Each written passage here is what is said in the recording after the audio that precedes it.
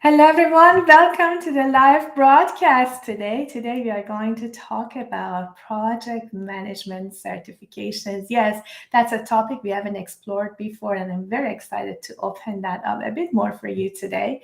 So, as you know, project management professional certification, or PMP, as many of you know, has emerged as the gold standard in the industry. And actually, it was the first certification that was ever offered for project managers. So, from its beginning to where it is now as a global phenomenon, so the PMP certification has attracted 1.5 million project professionals to obtain it. But the question is, what makes it so popular? Why it has become the industry standard? And most importantly, can it really positively impact your career? Is it the right path for you? So, if you are really pondering upon these questions, don't worry. That's what we are going to discuss in today's discussion, live broadcast. And not only that, I'm very excited to inform you that you are going to get first-hand insights from someone who has been behind the development of PMI PMP certification from its conception. So it's going to be a great session. I'm very excited for this. I hope you are as excited as I am. So we are all going to the world of project management certifications. So it's going to be really a packed session, and I'm very glad to see you joining us today. So, if not done so already, please go in the chat, introduce yourself, tell us who you are, from which country you are tuning in, and if you have obtained any certifications in project management or project controls, please also let us know what certifications you have obtained or planning to obtain. So, go ahead and start the introduction. In the meantime, let me introduce myself. I am Shohreh Ghorbani, the founder and technical director of Project Control Academy, which is the leading global provider of training programs in project controls.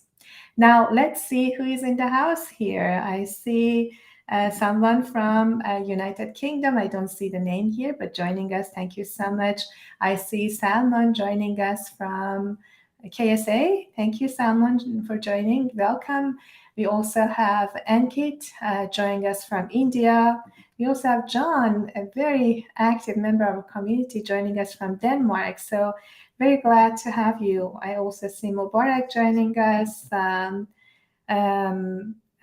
Someone from Nigeria. It's hard for me to read your name, but thank you so much for joining us. Yeah, please have the introduction coming. Another purpose of these sessions is to really connect with all project professionals across the globe and learn from each other. So I really appreciate each and every one of you who are joining this session from different corners of the globe. Thank you so much for being here. We have people from Pakistan, United Arab Emirates, from Dubai. It's just amazing. Thank you so much, everyone, for joining us today. Before we get started, I also would like to ask for a favor. If you don't mind reposting this or sharing this on your feed, I really appreciate it. Who knows, you might empower someone in your network to pursue a certification in project management, and you might change their career for the better. So it's just a matter of hitting the repost and sharing this on your feed so others in your network can also benefit from this discussion. So I appreciate that if you do it. Now, who is ready to get started on the discussion on getting into the world of project management certification? If you are, please type in the chat, I'm ready, let's go. Who is ready to get started? I hope you are. So now, in the meantime, while you're chatting and engaging in the chat, let me have the honor to introduce my guest speaker today. My guest today is one of the legends in the project management world who really played an integral role in the creation of the PMI project management professional certification, or PMP. He is the one who has been behind the PMP certification. He is also an author of 2 books and many professional papers in project management. He is an educator and international speaker. If you just go to his feed on LinkedIn, you will be amazed at the number of trips and travel he has around the globe almost every week, going to different countries and to attending different conferences and presenting. So it's really, truly an honor to have Lee Lambert today, a PMI fellow and founder of PMP, today in the house. I'm very glad to have him here. Please help me give a big warm welcome to Lee Lambert to join us in this virtual stage. Lee, thank you so much for joining us. I'm very glad to have you join us here, and we cannot wait to get started. Thank you so much, Lee. Oh, it's my pleasure. Looking as people coming in, we've got a real international audience here. I think that's great. It's reflective of sort of what's going on with the PMP. So it's good to have that kind of an audience. I'm looking forward to explaining some of the things that we're doing and why we're doing it, and then perhaps being able to answer some of the questions that people have on their mind. Historically, let me just touch on a couple of things.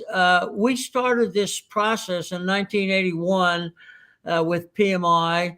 We made a conscious decision that one of the things that was missing, that was necessary to become a real viable profession, was some form of a certification process to separate those from the people that didn't have one. In other words, so that you were qualified. So I was asked to volunteer along with 4 other people to form this new certification. As you said, it's the very first one that was ever done in project management. And it took us almost 3 years to formulate the process, to create all the legal apparatus that's necessary. I mean, when you're certified, it takes on a special meaning. So the time we invested was critical. So we went live with our first exam in September of 1984 in Philadelphia at the what was then called the National Symposium. And at that time, we only had 55 people take the exam for the first implementation, and 39 of those people passed the exam. So they were our first 39. I still know some of them well. I recommended one to take the exam. He passed, and he's number 13. And so when you think about the number of people, 1.5 million, to be number 13 is pretty impressive. So we got that under our belt. At that time, we only gave the exam at the National Symposium, so you could only take it once a year. There were one window in the year that you could take it, and that stayed that way for several years until we started to see a better response in terms of interest. So at the end of 10 years, we only had 6,000 PMPs. Now, we had put in something in the application process, well, generally to screen people. We didn't want just anybody taking the test. We wanted people who were qualified, who that was their profession. And so we were very careful about that. And we put in, as part of the qualification process, that you needed to be a PMI member to sit for the exam. So we thought, well, that way we're going to get an audience that they truly are professionals, because they're now joining a professional organization. And so that we felt we decided that slowed down the acceptance of the certification. So we looked at that at the end of 10 years, and we said, wow, 6,000 that's really not very many. And so we said, let's try lifting the requirement to be a PMI member. Let's open this up to anybody working in project management who feel that they're knowledgeable enough and have enough credibility that they want to sit for the exam. And so we voted on that. We voted to lift that requirement.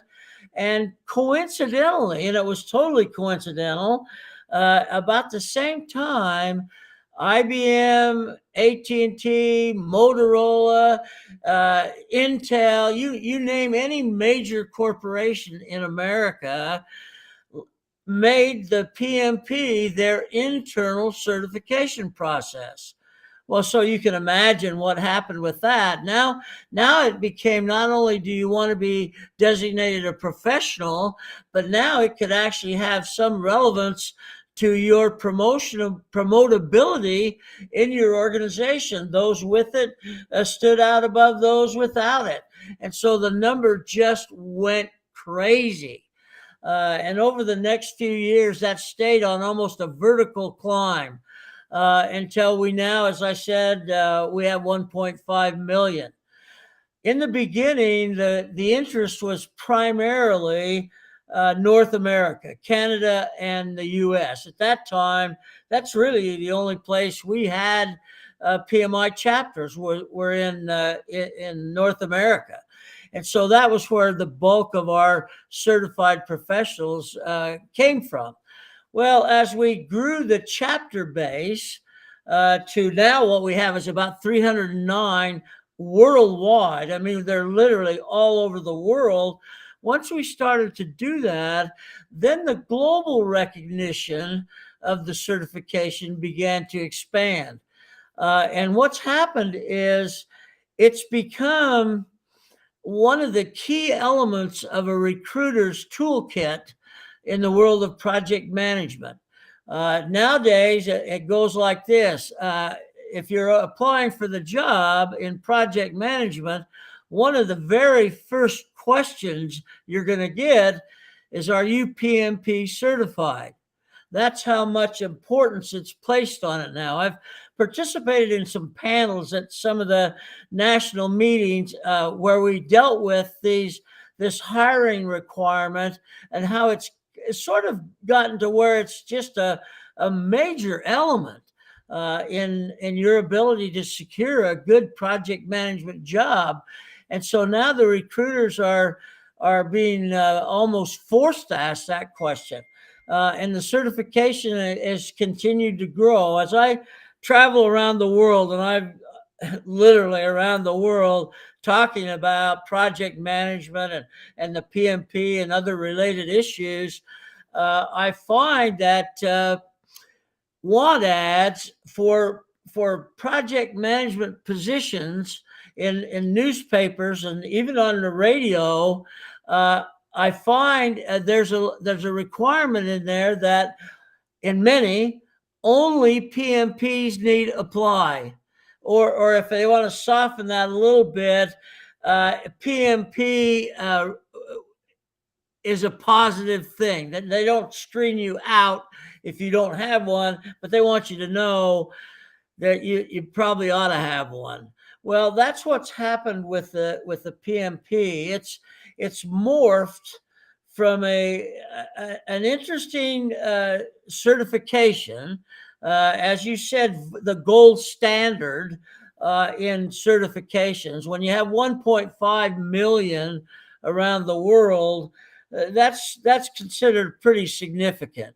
And so as we see that number grow, there was some concern that maybe the, quote, popularity of the PMP had diminished some.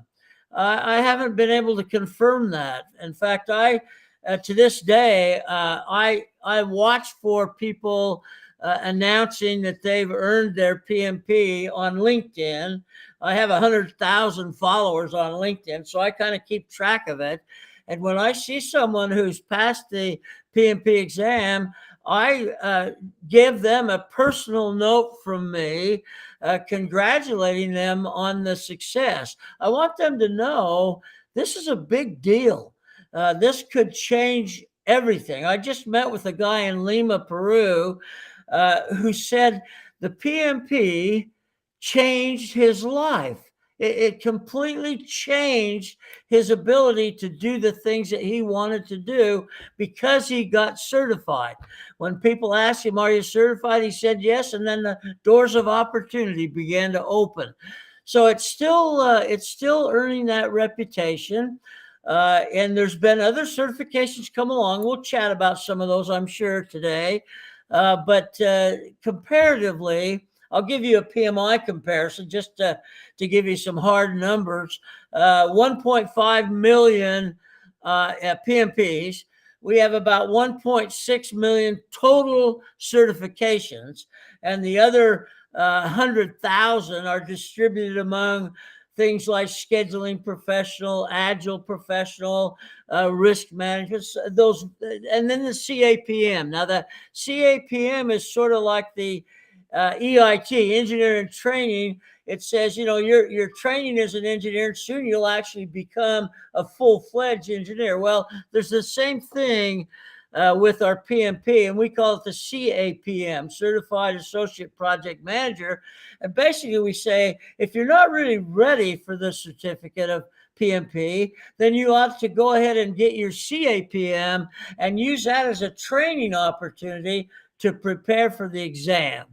The exam has changed significantly over time. Back when we started in '84, it was 8 body of knowledge areas. Each body of knowledge had 40 questions. So there's 320 questions, not the 200 today. And you had a whole day to take the exam. So you had 8 hours of exam for 320 questions. And at that time, you had to pass all 8 body of knowledge areas to earn your PMP.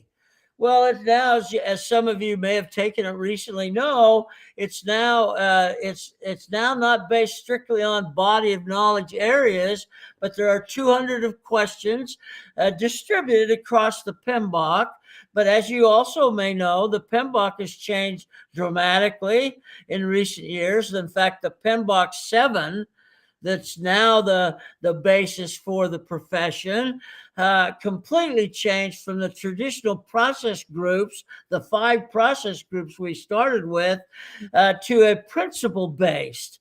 And I got a chance to be one of the very first reviewers of the PMBOK 7, having been with the PMBOK since its first day. And what I found was an outstanding redefinition of the project management process. Didn't change anything. They defined it in a way that made more sense, principle-based.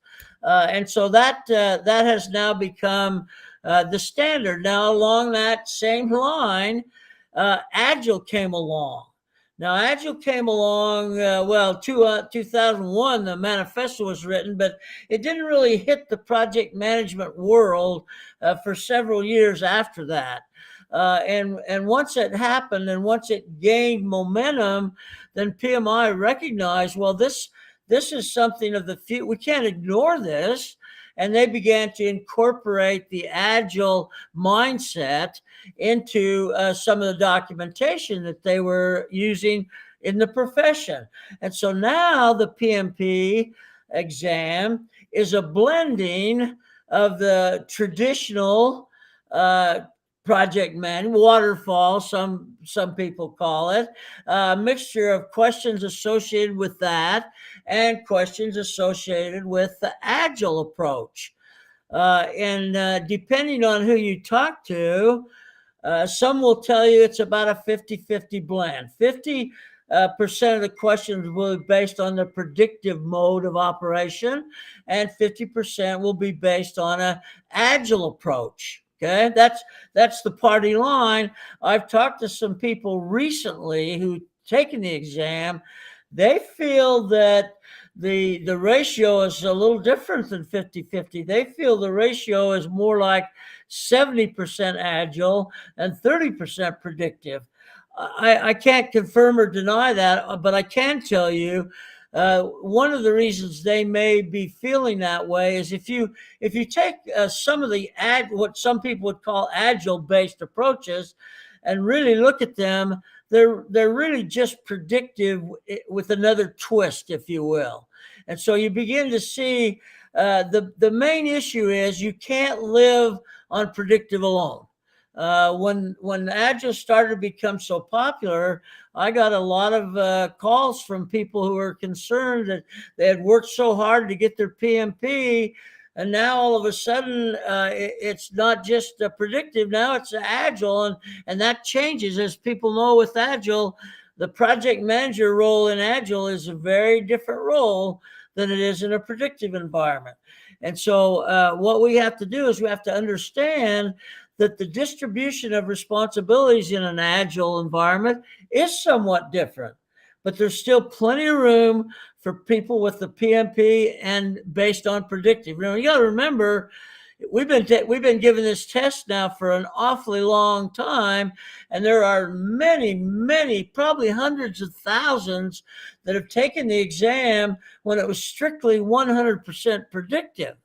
And so there's still plenty of room for those people to morph over into the Agile application. So I think that you're going to see that stay constant. And we know in project management that it's an evolution. Things are changing all the time. As we now look at the big issue, of course, is AI. AI and Chat GPT and some of these other new things coming down the pike. Well, you can ignore them or you can learn how to use them and take advantage of them. I think that's going to be up to you. And eventually, if they stay popular, they're going to find their way into the PMBOK. And so if you're going to take the PMP exam, you have to be well-versed in the general knowledge of project management. You can't overthink in one area. Now, for a preparations point of view, and then I'll kind of stop talking and see what we have to say. I think I want to warn you, if you haven't taken it yet, I want to warn you, you can overstudy. You can study too much until your brain just turns to mush. And I've had some friends that I know are PMPs fail the PMP exam the first time. And when we talked about it, when I started asking them, how much did you study? The amount of study time was overwhelming. Week's vacation, study, 10 practice tests, study. And pretty soon their mind was so confused. And so when we counseled them, we said, back off the study time, let your mind settle in, and then take the exam without any more, don't study anymore. And almost every single one of those people passed on their second time. I'm also having this concern. I have a lot of clients in Africa who have taken prep classes. Well, I think that's a great idea. I'm all for prep classes. And now, what's weird is those people who have taken the prep class and therefore are ready to sit for the exam are not sitting for the exam. And the reason they're not sitting, at least that's the reason I've been given, is that they're apprehensive. They've been told how difficult the exam is, and they don't want to be one of the people in their group of peers that fails the exam. And so the best way to not fail is to not take it. So I've got to tell you, even though I had to take it years and years and years ago, it wasn't easy then either. It's never going to be easy, but if you're a practicing project manager, that's the key. If you're a practicing project manager or have been, you're going to be able to pass that exam with a limited amount of study. Now, if you want to take a prep class, I'm all for that. I'm not against that. I would often also recommend taking practice exams. There's some really good ones out there. PMI has one, for example, that you could take. There are vendors out there that have really put together fantastic exam classes that you can take some practice exams, get used to the questioning, get used to the way it works, and then you'll be ready for the exam. Is it worth your time? That's a no-brainer. That in the world of project management, if you have a PMP, you are a leg up on people who don't. It's as simple as that. Now, whether that's valid or not, I don't know. Maybe you can argue that. Maybe there are people who have their PMP who really aren't that good. I don't know. I don't want to talk to that because I don't know the answer. But the fact of the matter is we got 1.5 million people that proudly display that certificate on their wall and proudly put it on their business card and their resumes. So I think it's proven its worth. It's proven that it adds value to you from a career perspective. In terms of salaries, PMI does a salary study occasionally. It used to be every year. Now it's not every year. But what we've discovered is people with a PMP in the business of project management typically earn 15 to 20% more than their peers who do not have a certificate. So take that over a 10, 15, 20-year career.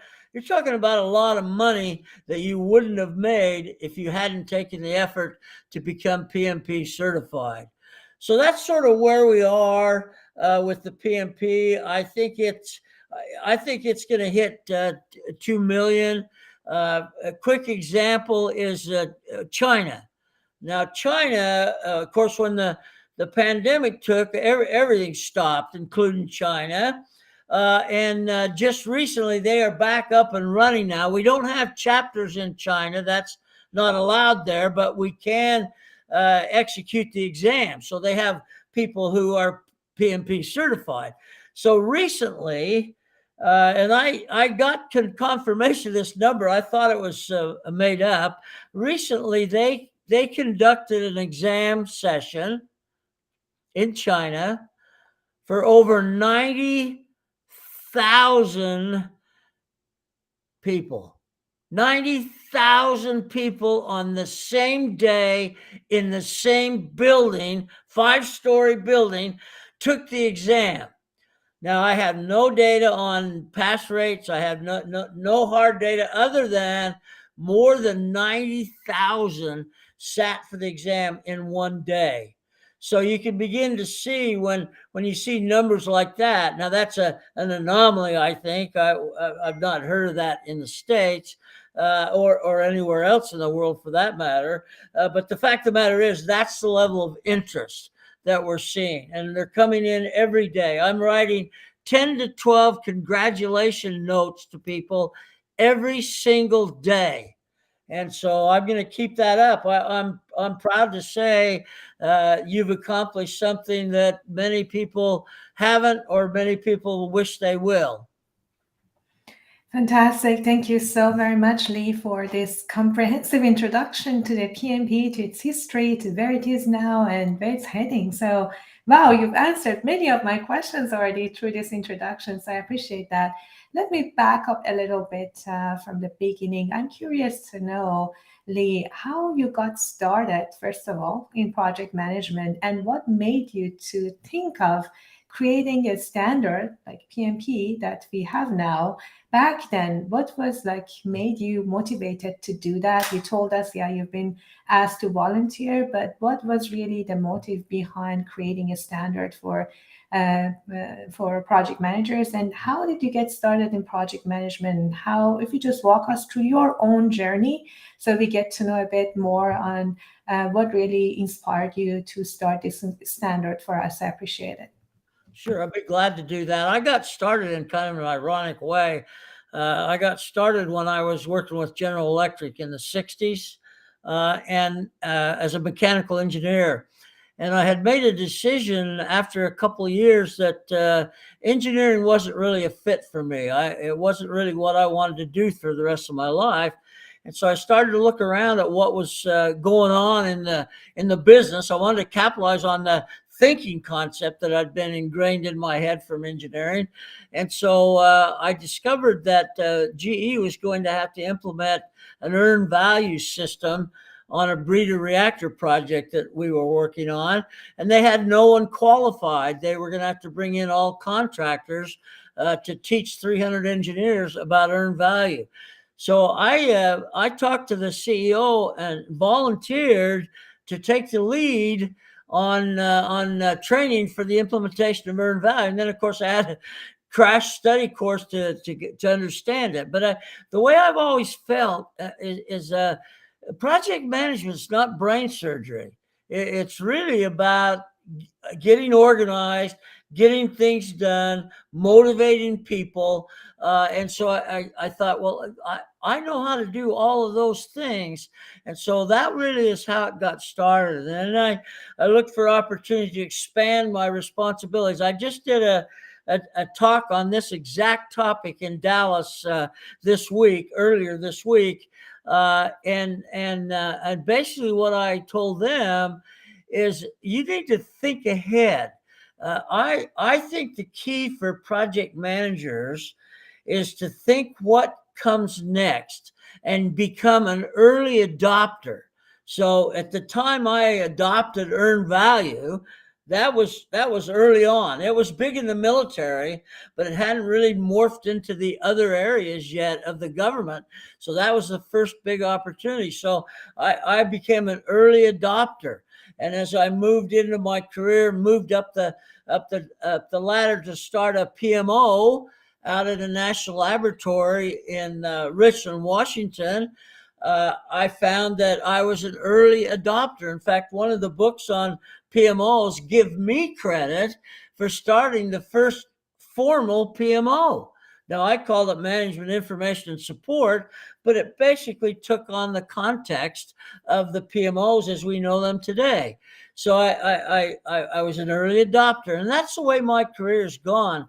And that's what I recommended in Dallas. I said, if you're in project management now, start looking ahead to AI. How can you capitalize on AI to make you become a better project management professional? And so I think that's where it started. And my reputation preceded me. I joined PMI in 1978, but I did really nothing with PMI until 81. And that's when the PMI came to me and said, based on your reputation, we'd like you to participate in the creation of this process. So I looked into the motivation. The motivation was strictly professional. The feeling was on the part of the 5 individuals who were the key early adopters, if you will. They basically felt like project management at that time was really just almost like a hobby. That it was what people did in their spare time. We didn't call people project managers. They were engineers. They had and they'd say, "Oh, and by the way, can you do this project management stuff in your spare time?" Well, there is no spare time for project managers. That's what we do all day long. And so that was an admirable goal, one that I could get behind. And so we just had to look. We interviewed other organizations that had certification processes. We understood we had to have a code of ethics. We had to have an application process that's screened so that we only got the people who really qualified to sit for the exam. And I think that's why it took almost 3 years. I mean, people go like 3 years. How long does it take to create a test? Well, there's so much more to it than the exam that it took that long. And I must say, remember, the first exams were all paper and pencil. There was no automation. There was no screen. It took 6 weeks before you found out if you passed or not. Now you push a button and you either faint or you go out celebrate. So that's sort of the way it went. And I constantly look for what's coming down next. Now I'm 70, I'll be 77 in August. So I'm not looking to expand my career, but I am looking to help people who want to. I want to create an army of Lee Lamberts that start in the beginning and grow in the process to where you're a leader in the profession. That's what you want. I mean, maybe you'll be satisfied just being Bob the project manager. I wouldn't have been, and I think most people would like to be a little more than that. Well, the only way you're going to be other than just another Bob is, 1, get the certificate, and 2, go to work and use it as an early adopter. That's really inspiring, Lee. Thank you so much for sharing how you got started and how you've been really committed since then. Just I'm curious to know, you told us a bit of history of PMP, and then like 3 years in its development and then 10 years, and how you made changes. How old is PMP in general, like from its conception that you were involved in? I'm sorry, ask that again. For some reason, How long we have for how long we have PMP? How old is PMP certification? Okay, it started in 84, so I think we're at about 30, 38 years, 39 years maybe. And how about PMI, Lee? Like PMI also, PMI started in 69, so from 69 to 81, they grew, but they didn't grow fast enough. They grew slowly. there was no there was no LinkedIn or that kind of mass communication possibilities, and so it just kind of became by word of mouth, friend to friend, peer to peer. We started to form chapters. We started to integrate people together, collaborate, and what's happened now is that what we're trying to instill upon the membership. Now we have almost 700,000 members. That's not a drop in the ocean. That's a lot of people. But what we're trying to instill is this is a community of people in a profession that you're going to benefit from collaboration. You're going to benefit from networking. So the pandemic hurt the organization a little bit because we stopped having meetings. We couldn't get people together to network. And so people began to become reliant on virtuality. And so now as we start to come back into the real world, we're seeing there are people who are not coming to the meetings because they can stay home in their pajamas and attend the meeting virtually. So we're trying to get across that you're missing the key element of the chapter, and that's the interfacing with people face to face to talk about things that you want to talk about. Virtuality is interesting. During the pandemic, I did 65 virtual programs for country all over the world, and I did them. I kind of enjoyed it. I didn't love it, but it was a way to keep the communication loops open. And so now we're back in meetings, and we really need to do something about that. I'll give you a quick example. Washington, D.C., which is the largest PMI chapter in the world, behind Japan, by the way. If you looked at Washington before the pandemic, and I spoke at one of their meetings, they would get regularly 300 to 400 people to a dinner meeting. 300 to 400 people. And so as soon as the pandemic was over, they asked me to come speak at their first live meeting after the pandemic. And I was happy to do that. I was excited. Well, when I got there, there were 42 people. They had 42 people. And so it became obvious the impact that the virtual opportunity has. Now they're getting that number back up again, but from 300 to 42, you got to find some reason for that. And it looks like virtuality was it. Yeah, I agree with you. But at the same time, the virtual world, as you just see here, people can connect people from all over the globe. That's something that might not be the privilege in the in-person type meetings and getting togethers. But that's amazing to know how big the Washington, D.C. chapter is. I had no idea about that. Thank you for that. So, Huge. yeah, Lee, how about PMI? In my understanding, PMI has been one of the fastest growing associations in our industry, as much as I'm aware. But what has been behind its success and its growth? You said at the beginning it was kind of slow progress, but it kind of rapidly grown so widely internationally. And I know there are a lot of other associations for project management, like UK has APM, which is also very big in UK. There are other associations in other countries as well that all of them, I respect. But honestly, like when it comes to PMI, I think nothing touched PMI in terms of its members that you just mentioned, 700,000 members, and its growth over the years. Can you, based on you being part of PMI and part of PMP from its conception, what do you think contributes to the success of the association in general and its growth over the years? I think what's happened is the sincerity of the leadership in PMI has been this idea of networking, creating an opportunity for project managers to get together.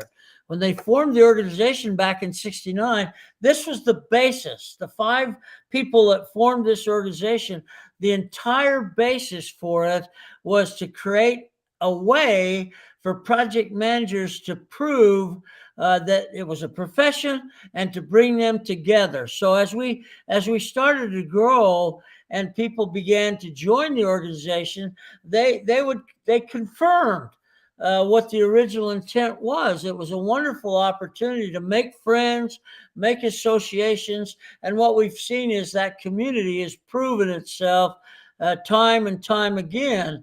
And so this year we're really pushing community again for people to understand this is an opportunity for you. PMI doesn't get anything out of it other than the satisfaction that they've made a profession that's worthy of the time that you spend in it. Now, I'll be frank with you. The PMP has had a good deal to do with the growth, because as we began to move forward and we lifted the PMI requirement to take the exam, we then also added you could get a reasonably good discount on taking the exam if you were a PMI member.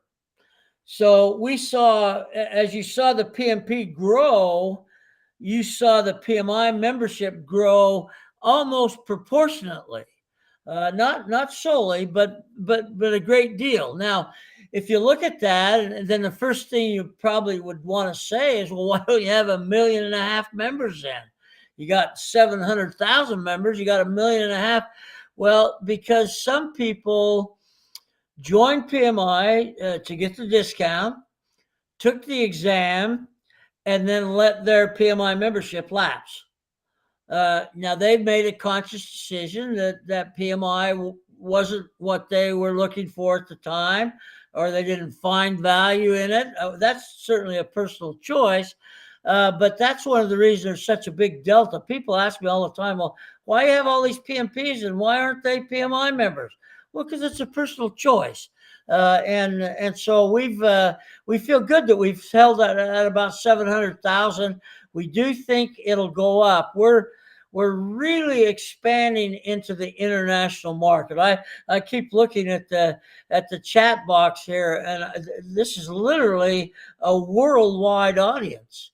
And the reason for that is because project management has become a worldwide topic of interest and of benefit for those people. So it's good for me to think about all of these kinds of associations. I'm doing a live stream webinar with the Australian group on July 11th that's going to be streamed basically worldwide for people that want to listen to it, where I really talk about the benefits of project management, the community, the collaboration between associations, because we think a lot of people are missing out on career opportunities by not being aware of project management. I'm spending a lot of time in Africa. You're going to see massive numbers coming out of Africa. One country there that I just left has $21 billion worth of infrastructure projects to do, and they have no project management expertise in country. And they don't want to go out to the expat bar. They want to train their internal people. So we see the interest growing everywhere we look.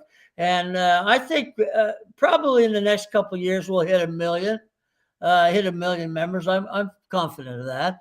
And you need to also remember that PMI is a volunteer organization. I mean, we collect dues. We have to operate the organization. But the fact of the matter is, all of the many projects we do, community improvement projects, Turkey and Syria when the earthquakes hit, we sent people that's all volunteers that do that, and they're all members. In order to be a volunteer for PMI, you need to be a member, and that's how we operate. That's the way the organization was built, and with our new leadership, Pierre Lamont he's from France, but he's living in New York now, new to the community. He just took his PMP exam, and I'll be darned if he didn't pass. And so now our CEO is a PMP, just like many of the other people at PMI. That's interesting. You had the CEO who was not a PMP, so that's quite interesting. And then encouraged him to become PMP.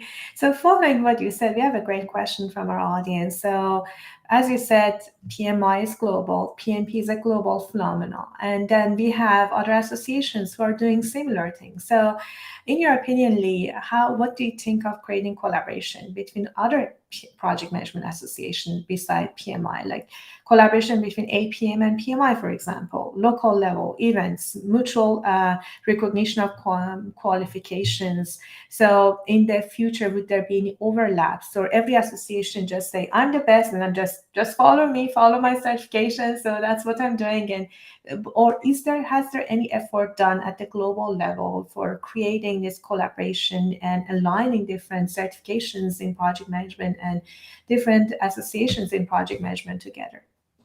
Yeah, I think that's a very good question. In fact, it actually has anticipated what I was thinking about several months ago when I talked to the Australian project management group. That's exactly what we're going to talk about. So this is exactly what I think needs to happen. In the past, we've been in somewhat of a competitive mode. The IPMA, which is a very large organization, they have their own certification process. It's quite different than the PMIs. Not going to say better; it's different. They have gradation of the way they qualify people, and so do some of the others. But the fact of the matter is, we're all in the project management profession, and so I really think that we're going to maintain our own identity. I'm not talking about merging into one group. That's not my point. But I think the point of the question has been very well stated, creating collaboration between these other associations where we can even do more good for communities by collaborating and working together with these kinds of programs. So I'm all for it. And I love your question, and I hope you can tune in and July 11th to that webinar. I think you'll find it interesting. That's amazing. I'm glad to hear that you are like doing such collaborations already, looking into that, Lee. Thank you so much for that. Now, going back to PMI and the PMP certification. So you walk us through the history, and you mentioned at the beginning it was mainly dominant in United States and Canada, and then it became international. I didn't catch when it became international. We all know it's an international certification, so everyone, no matter where you are from different parts of the globe, PMP is internationally recognized. But at what point it became international certification, Lee? Well, I think we made the decision on request. The international market, once they realized the PMP certification was real, it was substantive, they began to request being able to take it. So as we started to study that, we recognized if we're really going to do that, if we're going to make it international, we have to take that on as an official objective. And so I'd say we've been doing international testing for 15 years at least. And it's caused us some problems from an organizational perspective. I just came from Lima, Peru, and one of the challenges they have is translation of the PMBOK and the exam into their normal everyday language. Anyone who speaks a foreign language knows that one doesn't always mean the same thing. And so what we found is some of these organizations are holding off exams because they worry that the language barrier is going to be a problem, even though many of them speak English as the business language. That doesn't make it the project management language. And so PMI is actively translating the documents that are necessary to do that exam in the home language. As you can imagine, that's a very expensive proposition, and they need to make sure they've got the right people doing it. And so I think that's once those translations are done, then you're going to see the international marketplace go vertical, just like we did back in '84 when the other people started endorsing it. So I think it's going to be that way. The German chapter, now Germany is just combined chapters into one chapter serving different areas. They're translating the information on their own at their own expense in order to facilitate people getting their PMP. And so we see some chapters doing that. Most chapters can't afford to do that. It's very expensive to do. But I think we're going to see expansion. Saudi Arabia has become an extremely successful chapter. And Dubai has, I mean, you could start to name everywhere I go, I'm shocked at how outstanding these chapters are, how they have just adopted the philosophy of PMI in terms of serving communities and so on. I just find it refreshing to see people all over the world doing what they're doing with project management. That's fantastic. Talking about the international recognition of PMP, let me tell you a story for myself, Lee. So I was like back then, I think 20 years ago, when I was getting involved in project controls, I wanted to educate myself. And I remember back then in Canada, in University of Calgary, there was a program, Master of Science in Project Management. So I got admitted and I loved that. I was through the program for 1 year and I really enjoyed every piece of it. But my husband has to travel back and forth between the two cities, and I couldn't continue. I had to join him in another city. So it was really hard decision to leave that. Leave that university and what I really loved. But I made the commitment to myself, okay, now that I have to leave what I love, I'm going to commit myself to get my PMP, something that's internationally recognized. Yes, I might get a degree from University of Calgary, but is it internationally recognized as compared to PMP? That was my conviction, that I really went through PMP, and I got my PMP long time ago. I even forget when it was, but what I like about PMP is really building the ground and giving you that standard language that all of us need to know, no matter who we are and what we do in different fields. Even if I was not a project manager, I was a project control person, but at least the conceptual understanding was there, and PMP gave me. So thank to you and all who have been behind the PMP certification for that. But yeah, really, that was like international recognition of PMI, and PMP made me to make that decision, leave the university and go pursue PMP. So I think you raised a good point. You may not realize it when you talked about a master's in project management. One of the things PMI has done is change the academic platforms. Not, I was going to say most, that's probably not right. A lot of universities now offer not just project management courses, they offer graduate degrees in project management. And so I get this question all the time. Well, should I do PMP or should I do master's degree in project management? And my answer is yes. Do them both because it's even though you get the master's in project management, that doesn't confirm that you've been a practicing project manager. So you're still going to have to go out and get a job in project management to earn that PMP that then validates your experience. So it's changed the atmosphere at the university level a lot. okay, glad to hear that. Thank you, Lee.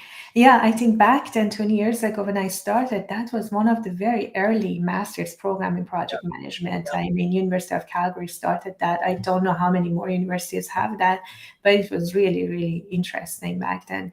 So now talking about PMP certification, we talked a lot about the history, about where we are with that, but for our audience, especially our audience are primarily in project controls. You also mentioned the importance of PMP for project managers, which is no doubt. They need to have the foundation, they need to have the standard language.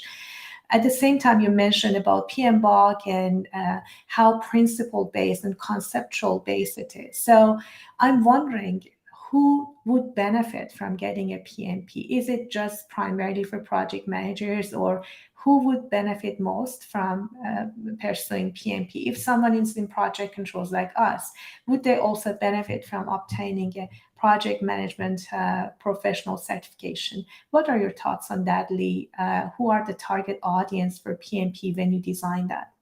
Yeah, I obviously do have some thoughts on that. I think I'll give you an example. I was fortunate enough to sell the Sprint account back in the early '90s, and Sprint asked the same question of me, and my answer was, in my view, almost anyone in the business will benefit from the training that comes with preparing for the PMP. Now, whether they have to have the PMP or not for their job, that's not my decision. But the fact of the matter is, what I believe to be true is everything is a project, and therefore everyone is a project manager. So the basic fundamental knowledge that's necessary to even think about being a PMP is applicable in almost every of those job types in the environment that you're in. Sprint would send some clerical people, some quality people, some procurement people, because what they found was even if they only used 10 or 15% of the knowledge they acquired, they were going to perform their job better than they did before. And because so much work now, way more than there ever was, is now project based, you can't really go wrong with providing those training opportunities. Now, I personally felt Sprint went too far. I mean, I had people in my classes that there was no way they would ever use the knowledge, but they had them in a class anyway. But I'll tell you, if you would carefully look at the composition of a coursework activity, you'd be surprised the kinds of people that would add tremendous value to their performance on the job, whether they were a PMP or not. Very well said, Lee. Thank you so much. Yeah, I fully agree with you.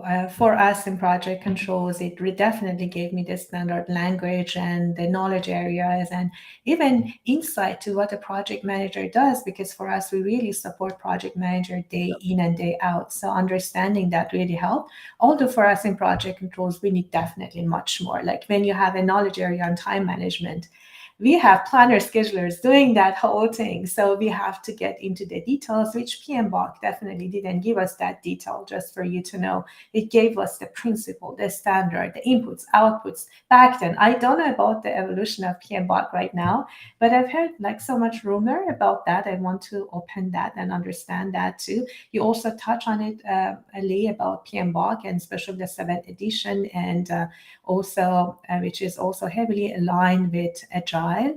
But as you know, not all processes are agile. Like agile really works for unpredictable type outcomes. So now having PMBOK totally tailored or mostly tailored for agile type environments, to me feels a bit dangerous, because still a lot of projects are predictable. They are not like agile approach. And even you mentioned in the exam, people said 70% of questions were agile. So how do you justify that? Like, would it still help project managers who are not in agile environments, who are really doing day-to-day management, still working with those 9 knowledge areas? So I know they wanted to introduce agile to the picture, but isn't at the same time being dangerous, changing the whole mindset of project management? Yeah, the thing about that is, in the past we used to revise a PMBOK every 4 years, so try to keep it current. I don't know they're going to stay on that 4 year cycle, but one of the things that I found when I really got into the studying of Agile is a lot of Agile is a terminology difference, not a process difference, but a terminology difference. So having as much Agile connotation as there is in the PMBOK now doesn't necessarily make it all Agile. I think the idea of predictive or waterfall, as some people like to use that term, if you look at that and compare it to Agile, as I've done, when you think about the early PMBOK, we had a page in the early PMBOK that called out something called rolling wave planning. That was the first instance of Agile, because that's fundamentally what Agile is. It says we're going to plan a little bit. When we get there, we're going to bring in some more. Rolling wave planning. We also do something called learning curve to help project the past into the future. Agile calls that, what do they call that? Some kind of, gosh, why that's left my mind. At the end of a sprint, we do, I don't remember the term. Yeah, I've not been in Agile too, so that's what kind of I've been concerned, to be honest with you, Lee. Now, at least when we had PMP project managers knew about all these processes, all these knowledge areas, now mixing those all up with Agile, I'm not sure where we are heading with that. So is there anything that to reassess where PMBOK is heading, or how many people are getting certified, or the impact of it? Like how often you just revisit PMBOK and make changes to that? You mentioned every 4 years. So is that going to be going ahead? Because really for us in project controls, that's something I'm really not happy to see the changes in PMBOK, to be honest with you. Yeah, Danny Nowak just put up retrospective. I thought of it just as he did that. That's what it's called at the end of a sprint. Anyway, I think the next revision will address the AI component of project management. I think that's the next big thing that I would be an early adopter if I was out there doing that work. And I think they'll roll that in where it's appropriate. There's a lot of investigative work now being done on what's AI going to add to the project management landscape. So I think there'll be some revisions on that. But remember, when they took away PMBOK 6, they quickly realized there's still a lot of people that are doing predictive project management that kind of were used to the process orientation. So they went ahead and produced another document that fundamentally is PMBOK 6. It just didn't call that, for people who want to just look at, hey, I don't want to get hung up on Agile stuff. I just want to look at this basic stuff that we've had. So they realized that there were a lot of people out there that still preferred that approach. So that document now is available. So is it kind of an addition or appendix to PMBOK, or Well, previous version of it? they just call it a book that addresses the process groups. They don't call it a PMBOK or an edition. It's a very simplistic book. They did it anyway, but it was digital, and so people they weren't getting what they wanted out of the digital copy, which made it so they could revise it on a very active basis. So they went ahead and produced the document, but it's available. Awesome. Glad to hear that. So, yeah, that was really a very insightful discussion. We are at the time, so I would like to end this discussion, Lee, with your top 3 advice for project professionals. You've been on this journey for a while. So, what are your top 3 advice for someone who wants to, as you said, to be ahead of the game, to really advance in their career? Sure. What would be the 3 things that you would like to advise people on? There's some characteristics that'll be important. If you're a people person, you got a leg up, because when you get in project management, a lot of it is negotiation and collaboration with other people. Projects are done by project teams, not by the project manager. So the people skills are utmost, and that's being emphasized this year by PMI. We used to call them soft skills. Now they call them some other kind of skills. I forget now what they've called them in the triple constraint, but the learning curve. So as a matter of fact, we really are looking at leadership, communication, and negotiation. We're hoping people participate in speaking courses in terms of TED Talks and things like that. So that's a leg up. Secondly, is you need to be ambitious. don't wait for anybody to give you anything. I think that the idea is to look ahead, see what's in the future, and then be there when it happens. If you adopt those kinds of thinking and stay concentrated on doing a good job, working hard, and building your people skills, you can make it. I probably out of my success, I would I would give communication, people skills. 70% of my success has been based on that, and I think that will go for anybody. I've never really known a successful project manager who doesn't have people skills. I know they're out there. I know they are, but I've never met one.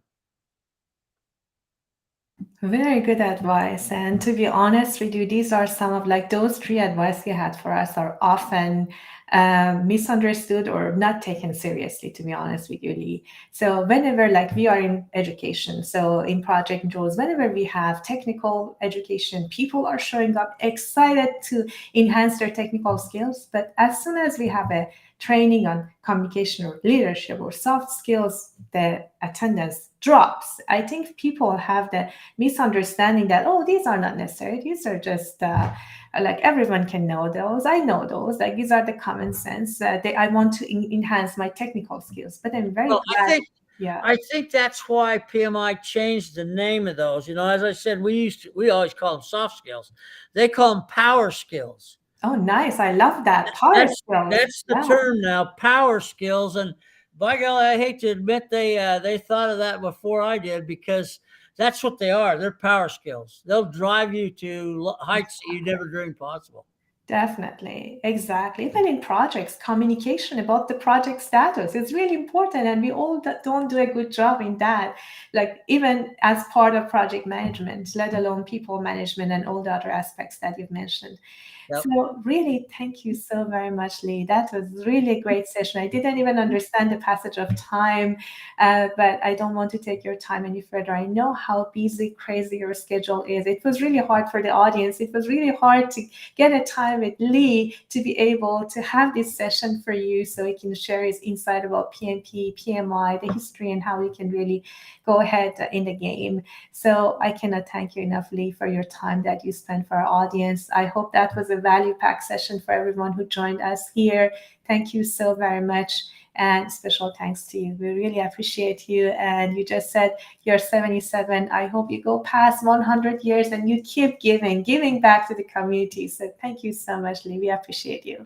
It's my pleasure. I'll never, as long as there's a time to talk, I'll talk, because I love this topic and I love the people in it.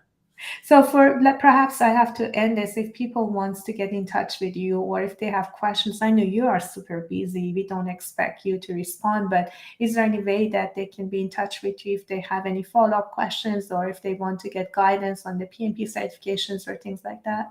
Absolutely. I always refer them to LinkedIn because that's where I'm most active, and generally check it. I've spent about 3 hours a day on LinkedIn. So You if you've got, do. yeah, I do. And so I'll be happy to get back to you. That'd be the best way to get me.